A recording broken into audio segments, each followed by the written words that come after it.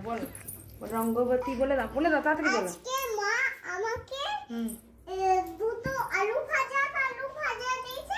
ওই যে ওরম করো না, ওরম করো না তাহলে। সন্দীপ খেতে খেতে দোকানে যাচ্ছে। আচ্ছা সন্দীপ এখন তো বুড়ো হয়ে গেছে, তাই জন্য আকেতে সন্দীপের কোনো খেতে কাজ নেই।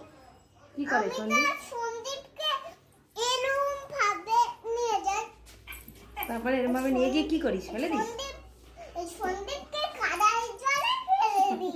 সন্দীপ যখন কাদায় জলে চান করে তখন উঠে দেখি আমি মরম হয়ে গেছি।